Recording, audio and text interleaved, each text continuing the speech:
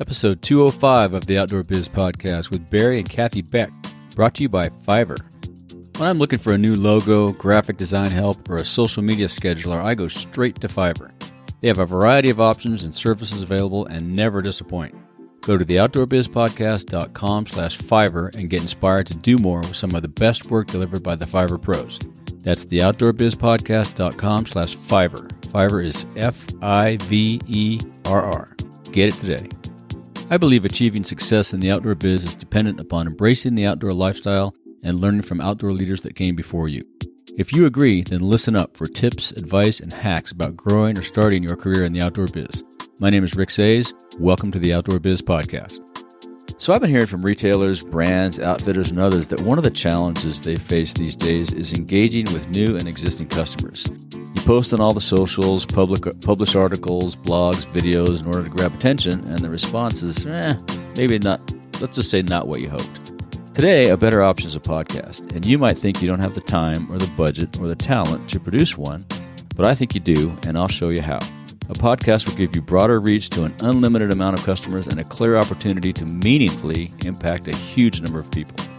So if you're curious about podcasting, visit podcastersworkshop.com/brainstorm, and let's jump on a call and talk about it.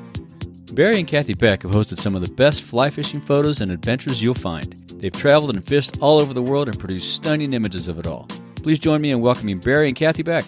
Hey guys, welcome to the show. Thank you. It's good to be here. Yeah, good to be chatting with you guys. Yeah, we're doing a little conference call here for listeners. So if we talk over each other, it's because we really can't see each other. I guess you guys can see each other, but I can't see you. But that's fine.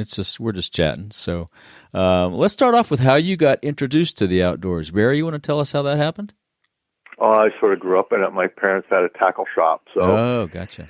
From the very beginning, it was spending time in the shop with my parents, and also our vacations were always fishing oriented. So cool. Fishing has just been part of my life. I can't remember, not fishing. That's nice. Cathy, how about you? Well, I grew up in the country, a farm family, a big family. I have 7 brothers and sisters. Wow. And so we grew up in the country and fishing the farm ponds and, lots of woods around and farm fields. And it's just, just a lifestyle. That's where I started. Yeah, same. I started as a little kid too. That's a good time and place to start. How about when you got into photography? When did you pick up your first camera, Barry? I can't remember when I didn't have a camera as well, because my parents, they weren't photographers, but they were, I guess, it was part of our fishing trips. Cameras always came out. But I sold my first magazine cover when I was 16 years old. And I thought, wow, this is a great way to make money. What I didn't realize is that it would take 5 more years before I sold another picture. So I was very lucky. I took a picture of a magazine art director, and he liked it, so he put it on the cover of the magazine. That's a good first cover. This is a great way to get started. Yeah. But I also have a lot of notes from magazine editors. For instance, I got an editor from Field and Stream that said, Barry, the earth is not made this way. It's because most of my pictures were cockeyed. I got the idea eventually. I'll bet, yeah. And so what did you start shooting with back then? Were you a Nikon guy or a Minolta guy? What'd you have? Yeah. Well, at that time, I had an old Nikromat, Nikromat, whatever they called it then, and it was handed down, and eventually, I saved enough money to buy a Nikon F, and I've been a Nikon fan almost all my life. I still use Nikon. It's a great brand, and I'm pretty loyal to the brand because they've been good to me. Yeah. They hold up. I'm happy with the imagery I get out of them. Yeah, I agree. I'm a Nikon shooter too. They make great stuff. And how has the digital workflow changed over the years? Are you all digital now? You must be, I'm sure. We got very lucky. We were at Bob Marriott's Fly Fair years and years ago, and I was standing with Lefty Kreh, and Cathy was doing a casting demo, and this Japanese guy walked up and said, "Hey, you guys are dinosaurs." And Lefty looked at us, "We're dinosaurs? Well, you think we're that old yet?" Wait a minute, yeah. Yeah, and he said, "Well, you're shooting film, right?" And we said, "Sure we are." And he said, "We should be shooting digital." And we said, "What, at 1 megapixel? What are we going to do with that?" So he left. And he comes back and he brings his tube in and he pulls out, to make a long story short, he pulls out 8 or 10 16 by 20 prints that were outstanding. Wow. And Lefty said, but these are film. And this guy said, no, they're digital. And he said, my name's Ron Taniwaki, and I work with Nikon. Ron's a great guy. I know Ron. Or I've met him. I should say I know him. I was at a workshop with him. Yeah, good guy. Yeah. So anyhow, Lefty left. He had no interest in digital at all. But, the guy captured my attention, and I was fascinated with what he was telling me. And a month later, I got a digital camera from Ron to use. Cool. And the rest is history. We were shooting digital from pretty much after that day one, and it certainly has changed our workflow. It allows us to shoot a lot more images. On the other hand, the post-production work it takes a lot of time. I mean, for instance, right now I've got a little over 2,000 images from a trip we just got back from Argentina. Wow. I would never have 2,000 slides to look at if I were shooting film. Right. But, you can usually fix it, being careful to press the delete button. But yeah, it's changed the way we live. Yeah, I'll bet. And you're using all the Adobe products? Lightroom must be your major resource. I'm sorry, did you say Lightroom? Lightroom, yeah. Adobe products, yeah. No, you'd laugh because I do not. Oh, really? I don't have Photoshop. Keep in mind, we are editorial photographers. Yeah. So any work we do with a software program called DxO. Okay. I think it's pretty close to Lightroom. Yeah. It's got a nice workflow. I still do some work in Nikon Capture. Yep. But if you give an art director something that he's happy with and a big enough file, if he needs to change a little bit, he can. If I were a fine art photographer, or Cathy as well, I think we'd certainly be more involved with the Photoshop aspect of it. But we just, it's pretty much straightforward. This is what we shot. We don't do a lot of adjustments. Yeah, I'm the same. I don't do much in Photoshop. It's Lightroom more for the cataloging, and it's pretty quick. But DxO is similar. Yeah, you're right. Yep. And tell our listeners about Frontiers International. You guys have I was just poking around the website. You get to go to some great places, beautiful fish, beautiful locations. You've got a nice life of adventure and photography and fishing. Well, it's been an interesting many years with Frontiers. I think we started with our first Frontiers trip back in the early 80s, and we've been working with them ever since. But it's interesting that they're the world's largest hunting and sport travel. It's upland bird hunting and fishing and elegant journeys, but they're the largest hunting and fishing travel agency in the world. And it's certainly gotten us to lots of places that we would have never gotten to. Yeah, and how many trips do you do with them versus independent on your own? We don't do anything on our own anymore. Okay. Everything we do is through Frontiers, and we do about 12 departures a year, 12 to 14 a year. So you're gone every month. That's amazing. Every month, yes. Yeah. Holy cow. Yes. a lot of frequent flyer miles. Well, yeah, like 2.5 million with Delta alone. Jeez. So obviously we're big Delta fans, but we got very, very lucky. And again, it goes back to Lefty Kreh. We were hosting trips out of our own fly shop, and Lefty was leaving Frontiers to go off and do some work with his friend Johnny Morris.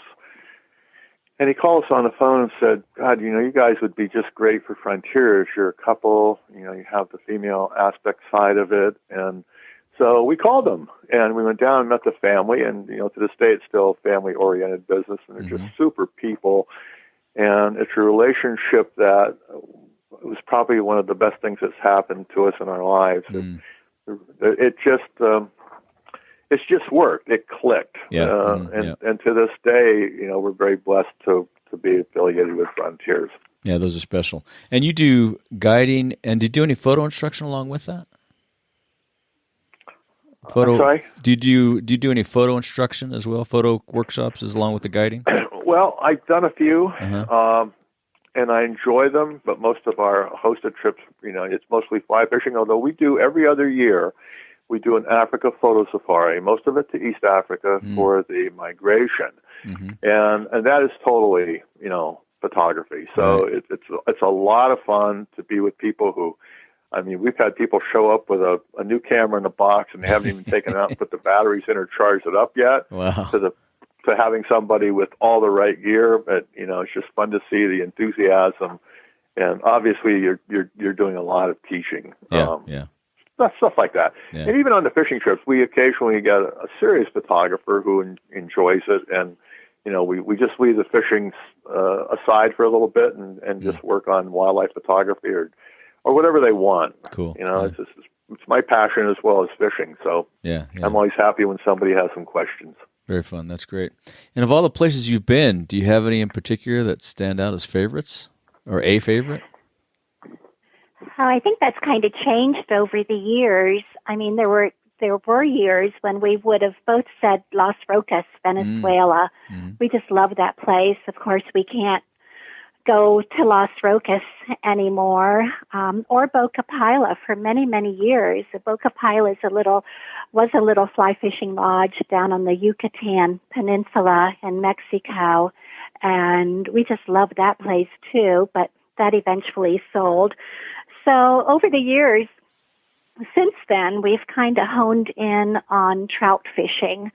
And so right now we'd have to say Argentina. We do about 4 trips a year to Argentina at different, various destinations within Argentina. It's all, most of it's trout fishing. We're starting to do some Dorado fishing in northern Argentina, but we just love that country. It's warm and friendly and easy, and it's a 2-hour time difference, so we're not adjusting to a big time change. And so I guess today, for myself, and I think I can speak for Barry too, I think we would both say Argentina. Yeah, it's beautiful down there. I've only been down there once, but not fishing. Yeah, good. And you guys were, let's see, gosh, it's been how many months now since I saw you at the fly show? About 3-4 months. What's your perspective on the state of fly fishing? It seems like everybody's busy here in the U.S. Is that the same around the world? The destination's all busy, full? Yeah, amazing. It just caught on. When we first went to Argentina, we go back for a good example, there were a few Argentine guides. There were a lot of Americans working down there. That's all changed. You see a lot more people fly fishing in Argentina, local people. I mean, not Americans or Europeans going down. I think fly fishing's pretty healthy. I think the industry's pretty healthy. I don't think we're growing in leaps and bounds, but I think the interest is out there, and we see it everywhere we go. I mean, we spent some time in Slovenia this year, and I was amazed at how much fly fishing only, catch and release fishing there is. In a little country that I didn't expect to see that in. Yeah, I had no idea. Yeah, interesting. Yeah. Yeah, that's good.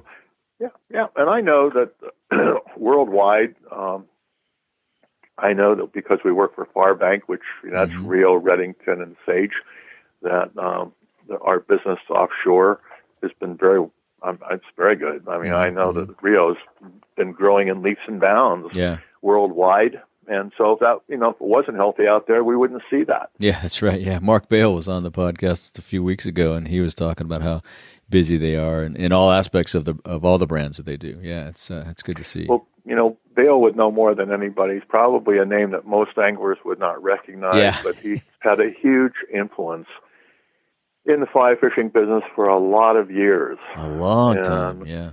Yeah, exactly. Yeah, so he's a unique individual that we're very happy to have him as a good friend. Yeah, he's a great guy. Yeah, I'm glad to know him too. He's been at Farbank, forever. Sage and then Farbank. We were talking about that on the show. It's like, how many years have you been there? I think it's like 18 or more, something like that. Well, that's Farbank, and it goes far beyond that. Right. We're a small fly shop and doing shows. Bale was in the Sage booth with then owner Bruce Kirchner, right, and those guys would set the booth up and vacuum it and put the rods on the racks, and they had very little help. But look at where that company's gone today. It's amazing. Yeah, it's incredible. Yeah.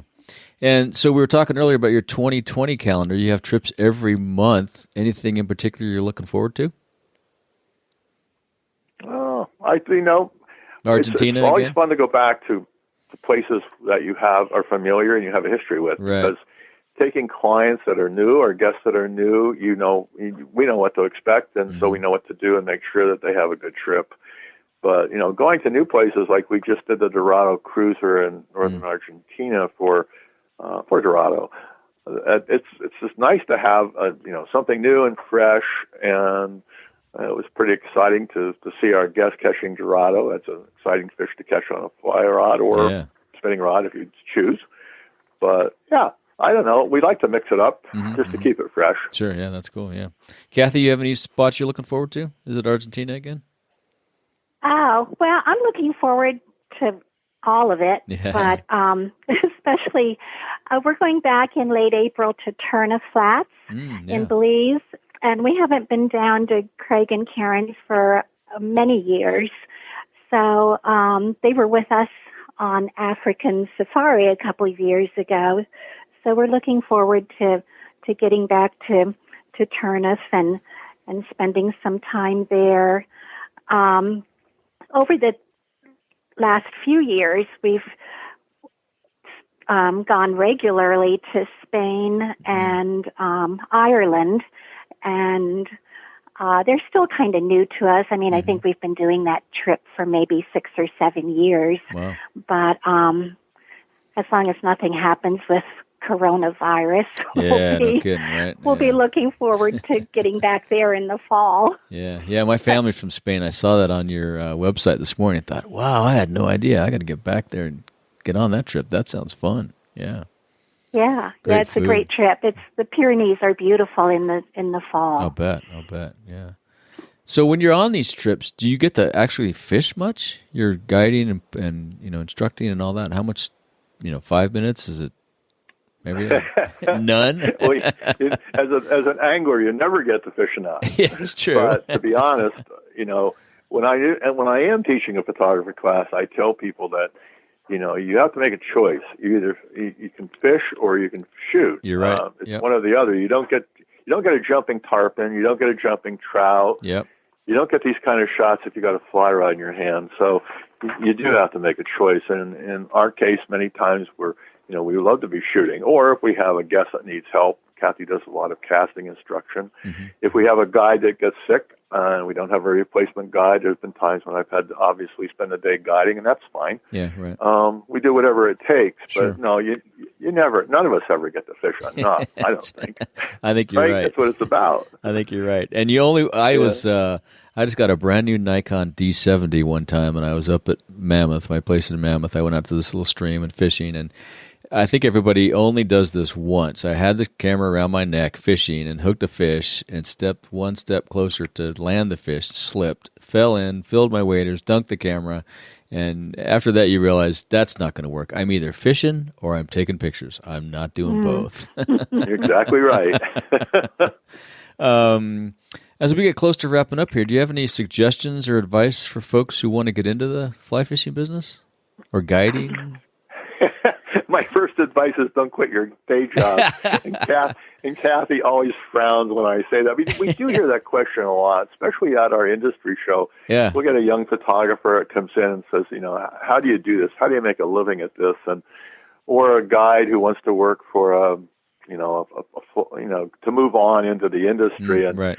And it's certainly it's not an industry that you're going to get rich at, but you will get rich in other ways. Yeah, it's a lifestyle, and it's what it's all about. And I don't care if you're a young guy working for Sage or you're a young guy hoping to move up in something larger. It's a lifestyle. You accept that, and you're not going to make a lot of money, but you're going to have other rewards that you can't put a monetary value on. Absolutely, you should do it. Yeah, that's good advice. Follow your dream. Yeah, that's good advice. That's come on a lot. Yeah, follow your dreams, follow your passion. A lot of folks have said that. Yeah, I wholeheartedly agree. Do you have any daily routines you guys use to keep your sanity? You meditate? You get a lot of exercise, obviously, on the streams, guiding all day. Kathy, anything? Walk the dog? Well, you probably can't have a dog. You're gone too much. We don't have a dog, so we don't walk the dog. Right. We do walk, though. We try to get our exercise in walking when we're here at home and in the office. We manage a fishing club, so once spring gets here, we're outside a lot with the club, and Barry still does a little bit of guiding, and we do, a lot of lessons, and we're involved in the guiding program that we have. Mm-hmm. So we're just outside more. Barry loves old Land Rovers. Oh, We've got cool. 2 of them. And he would argue this, but I think one of them's broken down all the time. So he spends a lot of time putzing around with his Land Rovers. Yeah. I'm very active in our church, so I kind of do that to get my mind off the business. Good. He uses the cars. So, that's good. Yeah. Yeah, cars keep you busy, that's for like sure. That. How about your favorite books or favorite podcasts? Do you have a favorite podcast or favorite books or books that you give as gifts to guests or friends, family?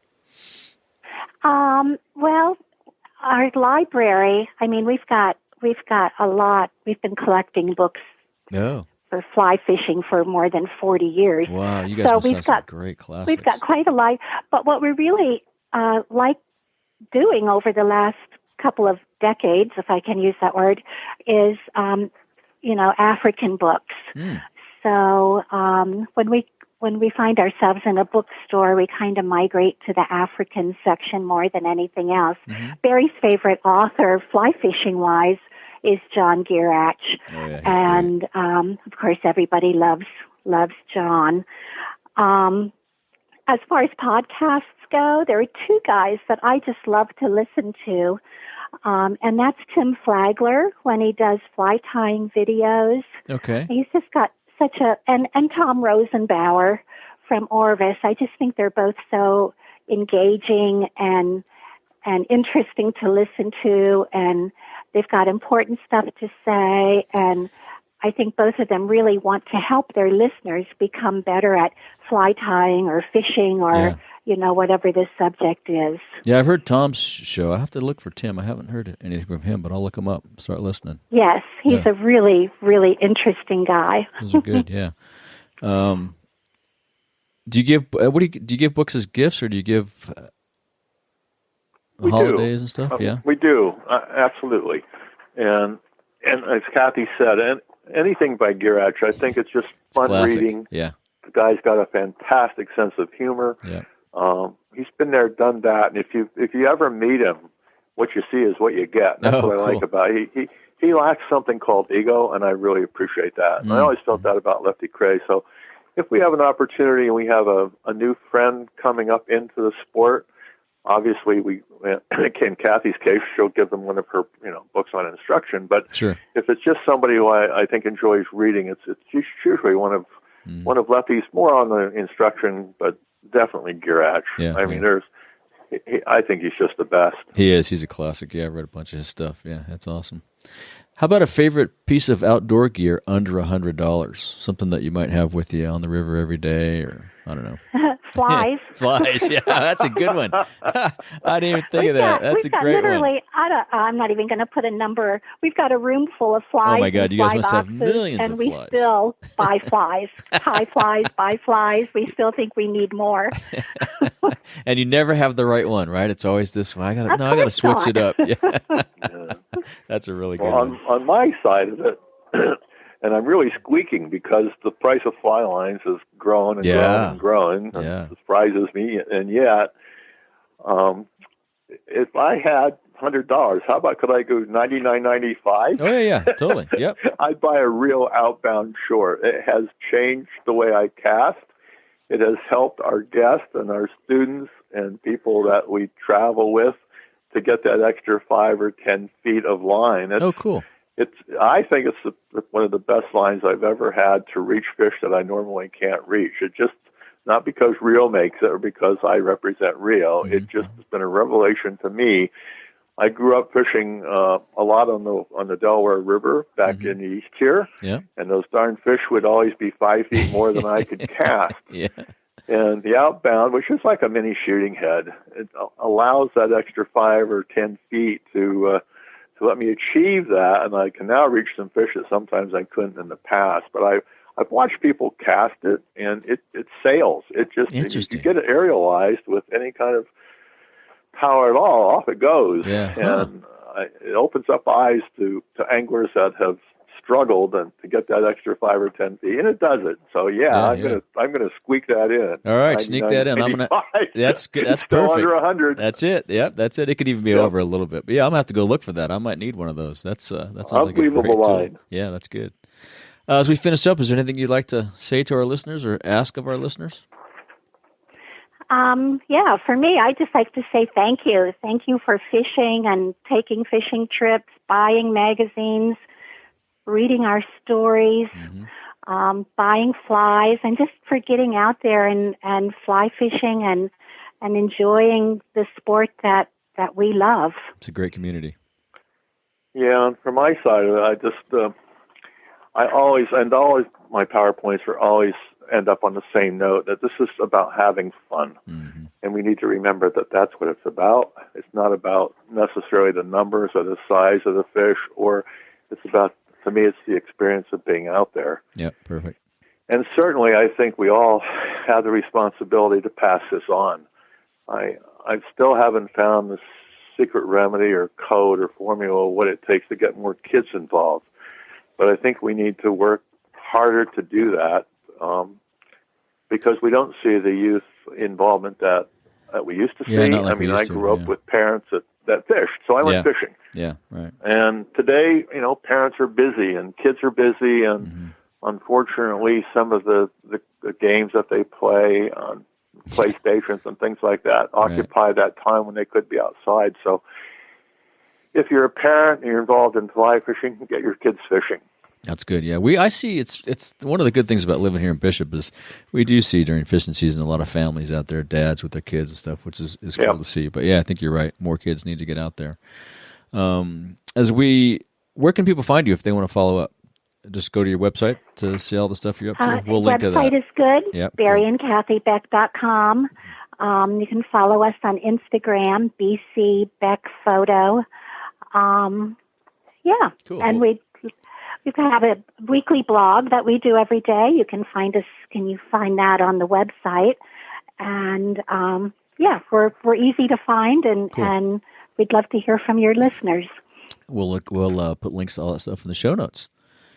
Okay. Well, and all the other stuff we talked about, flies and fishing lines and everything. It's been great talking to you guys. Hope to see you at another fly show soon. And if I don't see you before, have a great 2020. I know you will. Thank you so much for having us. All right. Have a good day. Okay. You take care. You Bye-bye. too. Bye-bye. Thank you for listening. If you want more of the Outdoor Biz Podcast, be sure and subscribe on Apple Podcasts, Google Podcasts, Spotify, Pandora, Stitcher, wherever you get your podcast.